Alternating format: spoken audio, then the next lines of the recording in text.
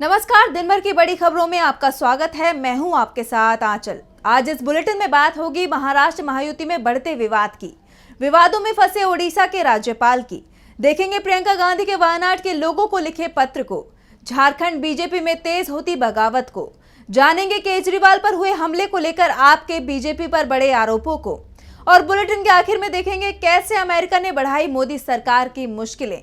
लेकिन दिन भर की तमाम बड़ी खबरों से पहले एक नजर आज की सुर्खियों पर।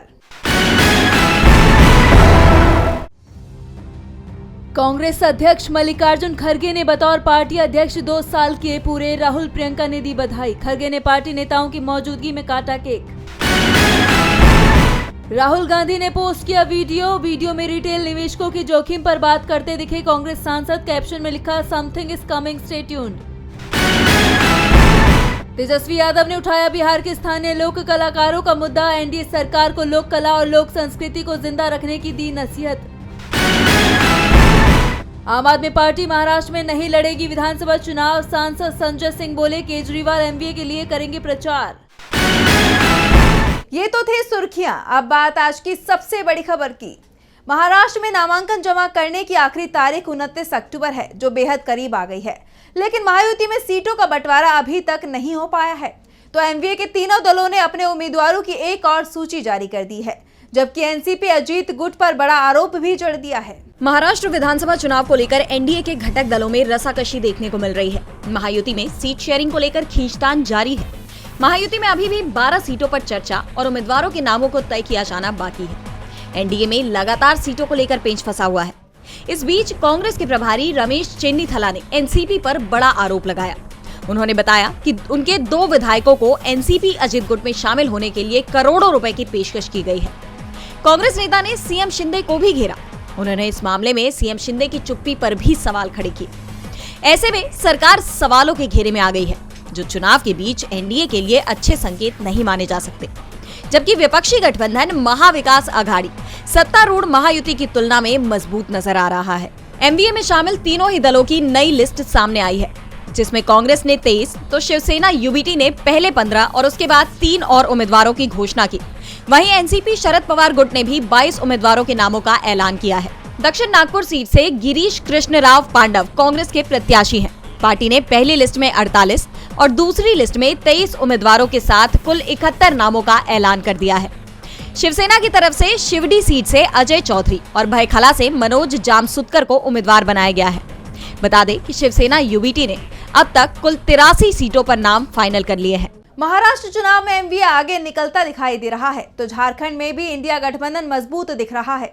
बीजेपी और उसके सहयोगी बगावत के चलते पहले ही कमजोर स्थिति में दिख रही हैं। इस बीच बीजेपी पर यह आरोप भी लग रहे हैं कि उसने राज्यपाल को भी प्रचार में उतार दिया है। कांग्रेस की तरफ से ओडिशा के राज्यपाल के खिलाफ एक्शन लेने की डिमांड भी कर दी गई है। तो क्या है पूरा मामला, देखिए इस रिपोर्ट में। ओडिशा के राज्यपाल और झारखंड के पूर्व सीएम रघुवर दास के खिलाफ चुनाव आयोग से शिकायत की गई है।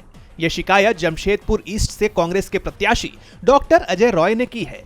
दरअसल जमशेदपुर ईस्ट सीट से बीजेपी की पूर्णिमा दास चुनाव लड़ रही हैं। पूर्णिमा दास रघुवर दास की बहू हैं।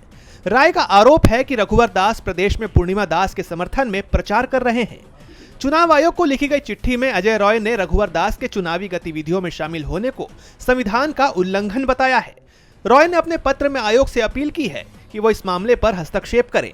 उनका आरोप है कि राज्यपाल रघुवर दास इस चुनाव में पैसे बांटने का काम कर रहे हैं और रघुवर दास जी जो है पैसे बांट रहे हैं अपने बहू के चुनाव के लिए।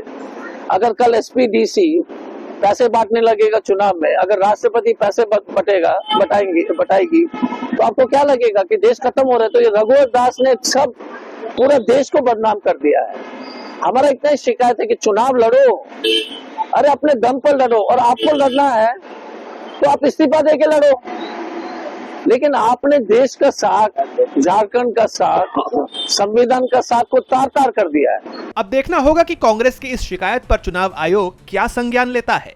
महाराष्ट्र और झारखंड में विधानसभा चुनाव के अलावा लोकसभा की 2 और विधानसभा की 48 सीटों पर उपचुनाव भी कराए जा रहे हैं, जिसमें वायनाड लोकसभा सीट भी शामिल है। वायनाड से कांग्रेस ने पार्टी महासचिव प्रियंका गांधी को मैदान में उतारा है और प्रियंका ने वायनाड के लोगों को एक पत्र लिखा है। तो क्या है इस पत्र में, देखिए इस रिपोर्ट में। कांग्रेस महासचिव प्रियंका गांधी ने वायनाड के लोगों के नाम एक चिट्ठी लिखी है। हाल ही में प्रियंका ने वायनाड लोकसभा सीट से नामांकन दाखिल किया, जिसके बाद उन्होंने वहां की जनता के नाम ये चिट्ठी लिखी। इस चिट्ठी में प्रियंका ने सबसे पहले वायनाड त्रासदी को याद करते हुए वायनाड के लोगों की हिम्मत और धैर्य की तारीफ की। उन्होंने लिखा कि कुछ महीने पहले मैं वायनाड आई थी। मैंने लैंडस्लाइड से हुए नुकसान को देखा। इस त्रासदी को आप सभी ने एकजुटता से झेला। आपकी असीम हिम्मत, धैर्य और बहादुरी ने मुझे बहुत प्रभावित किया। इसके साथ ही प्रियंका ने खुद के वायनाड का प्रतिनिधि बनने की संभावना को लेकर भी बात कही। प्रियंका ने कहा कि जब मैं घर लौट रही थी तो मुझे लगा कि संसद में आपका प्रतिनिधित्व करना मेरे लिए सम्मान की बात होगी। आपसे सीखना, आपके जीवन और आपके सामने आने वाली चुनौतियों को समझना और इस साहसी समुदाय का हिस्सा बनना जो एक दूसरे का सम्मान करना और सबसे कठिन समय में भी मजबूती से खड़ा होना जानता है, मेरे लिए सम्मान की बात होगी। आप लोगों ने मेरे भाई राहुल को बहुत प्यार और सम्मान दिया। राहुल ने मुझे आप लोगों के संघर्ष के बारे में विस्तार से बताया और मुझे वायनाड से उम्मीदवार बनने की सलाह दी। अगर आप मुझे चुनते हैं तो मेरे लिए संसद में आपका प्रतिनिधित्व करना गर्व की बात होगी। इससे साफ है कि प्रियंका अभी से वायनाड के लोगों के साथ एक जुड़ाव महसूस कर रही हैं और इसीलिए उन्होंने वायनाड के लोगों के लिए ये चिट्ठी लिखी है।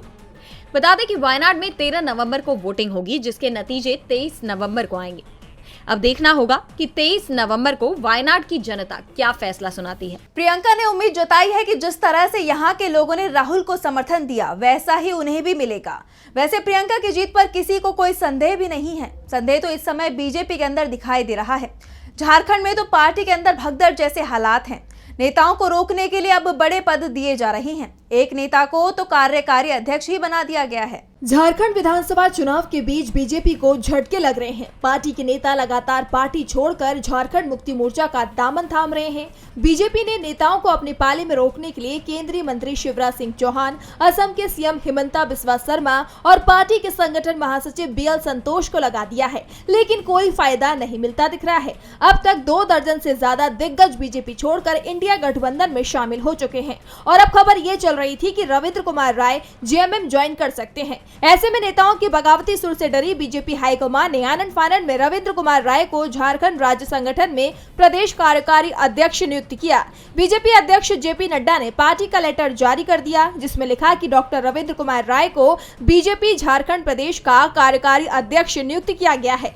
चुनाव के बीच में जिस तरह से कार्यकारी अध्यक्ष नियुक्ति की गई है उससे बीजेपी का डर खुलकर सामने आ गया है। दरअसल बीजेपी के नेताओं में इस बात को लेकर नाराजगी है कि पार्टी के लिए 5 साल जिन्होंने सड़क पर संघर्ष किया उन्हें भुला दिया गया। बदले में जो लोग कुछ समय पहले दूसरे दलों से बीजेपी में आए उन्हें टिकट दे दिया गया या फिर बड़े नेताओं के रिश्तेदारों में टिकट बंट गए हैं, जिस कारण से बीजेपी के अंदर बड़ी बगावत बनी हुई है। बीजेपी बगावत से परेशान है तो वहीं उस पर बड़े आरोप भी लग रहे हैं। आम आदमी पार्टी ने तो यहाँ तक कह दिया है कि बीजेपी नेता विरोधियों की जान लेने को भी तैयार हैं। आप संयोजक और दिल्ली के पूर्व सीएम पर हमले की साजिश हो रही है। तो क्या है पूरा मामला, देखिए इस रिपोर्ट में। आम आदमी पार्टी ने बीजेपी पर गंभीर आरोप लगाए हैं। पार्टी का कहना है कि बीजेपी दिल्ली के पूर्व सीएम अरविंद केजरीवाल पर हमले की कोशिश कर रही है। उन्होंने दावा किया कि दिल्ली में विकासपुरी में पदयात्रा के दौरान बीजेपी के गुंडों ने हमला किया। बीजेपी के गुंडे माला पहनाने के बहाने अरविंद केजरीवाल के पास तक पहुंच गए, लेकिन पुलिस ने उन्हें नहीं रोका। आप सांसद संजय सिंह ने इसे गंभीर मुद्दा बताते हुए कहा, इस भारतीय जनता पार्टी की घृणित घिनौनी हिंसक राजनीति की जितनी निंदा की जाए वो कम है, लेकिन अब ये घटनाएं गंभीर चिंता का विषय बन गई हैं। ये हमला चिंताजनक है। एक राष्ट्रीय पार्टी के राष्ट्रीय संयोजक, दिल्ली के 3 बार मुख्यमंत्री रह चुके व्यक्ति के ऊपर अगर ऐसे झुंड बनाकर साजिश करके, पुलिस के साथ मिलीभगत करके, अमित शाह के साथ मिलीभगत करके अगर केजरीवाल जी के ऊपर हमला हो रहा है तो ये गंभीर चिंता का विषय है और उनके साथ कुछ भी घटना घटित हो सकती है। उनको जान से मारने पर आमादा है भारतीय जनता पार्टी, क्योंकि 3 बार चुनाव में हार चुकी है। इसलिए अब उनको कोई रास्ता नहीं दिखता है, सिर्फ एक रास्ता दिखता है, केजरीवाल को खत्म करो। संजय सिंह ने इसके साथ ही गृह मंत्री अमित शाह के साथ बीजेपी युवा मोर्चा के प्रदेश उपाध्यक्ष रोहित सहरावत की तस्वीर दिखाते हुए दावा किया कि सहरावत ने ही केजरीवाल पर जानलेवा हमला किया है। वहीं इसे लेकर बीजेपी को चेतावनी देते हुए मुख्यमंत्री आतिशी ने कहा कि अरविंद केजरीवाल को परेशान करने, उनके काम रोकने की बीजेपी की हर साजिश नाकाम हुई तो अब उन्हें जान से मारने की कोशिश की जा रही है।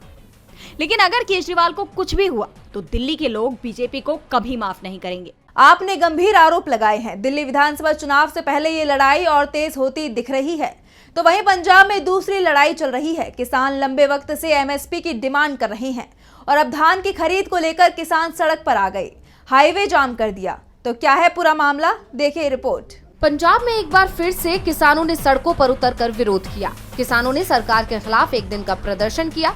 उन्होंने समय पर धान की खरीद और अन्य मुद्दों को लेकर सड़कों को जाम किया। संयुक्त किसान मोर्चा के आह्वान पर किसानों ने बड़ी संख्या में जमा होकर मंडियों के नजदीक प्रमुख रास्तों को जाम करके धरना प्रदर्शन किया। इससे पहले भी प्रदेश भर में किसानों ने कई हाईवे जाम कर दिए थे। फगवाड़ा मुख्य चौक पर किसान सुबह से ही धरने पर बैठ गए। किसानों ने प्रदेश के नेशनल हाईवे जाम कर दिए। इनमें फगवाड़ा में अमृतसर दिल्ली हाईवे, गुरदासपुर टांडा हाईवे शामिल है। किसानों ने रेलवे स्टेशन के पास भी धरना दिया। इस वजह से ट्रैफिक जाम की स्थिति देखने को मिली। लोगों को परेशानी का सामना करना पड़ा। किसानों ने केंद्र सरकार पर हमला किया। किसान नेताओं ने कहा कि केंद्र सरकार किसानों के साथ सौतेला व्यवहार कर रही है। पंजाब के गोदामों व शैलरों में पड़े पुराने भंडारों की केंद्र ने समय पर लिफ्टिंग नहीं की, जिससे स्थिति गंभीर बनी हुई है। उन्होंने ऐलान किया कि अगर मसला हल न हुआ तो विधानसभा के उपचुनावों में बीजेपी का विरोध करने से भी किसान जत्थेबंदियां गुरेज नहीं करेंगी। पंजाब में किसानों का ये प्रदर्शन कई दिलचस्प बदलावों की उम्मीद के साथ हो रहा है, जो उनकी जरूरतों और समस्याओं को तत्काल समाधान देने का संकेत देता है।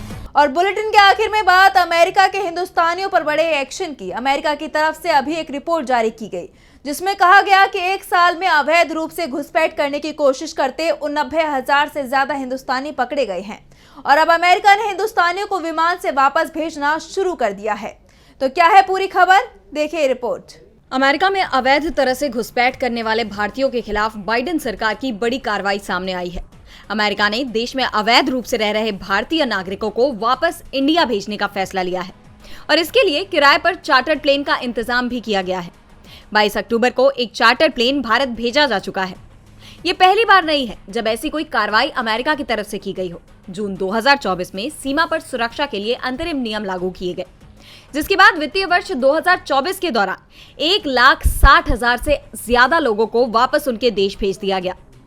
इस बीच अमेरिका के custom and border protection CBP department ने भी अक्टूबर 2023 से लेकर सितंबर 2024 तक अवैध तरीके से देश में घुसने वाले लोगों का आंकड़ा जारी किया है, जिसके मुताबिक एक साल में करीब 90,415 भारतीय निवासी अवैध रूप से घुसते पकड़े गए। इनमें से 43,764 को अमेरिका कनाडा बॉर्डर से गिरफ्तार किया गया।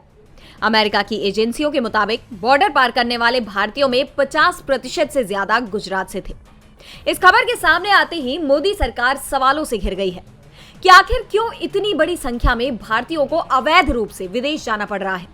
सरकार उन्हें देश में ही रोजगार उपलब्ध कराने में क्यों विफल है, जिसके बाद पीएम मोदी के सारे विकास के दावे फेल होते दिख रहे हैं। लेकिन विपक्ष के दावों को जरूर बल मिल गया है कि मोदी सरकार युवाओं को रोजगार देने में विफल है। कयास तो ये भी लगाए जा रहे हैं कि इसका असर भारत के अमेरिका के साथ संबंधों पर भी पड़ सकता है। तो आज इस बुलेटिन में इतना ही। आप देखते रहिए DB लाइव। नमस्कार।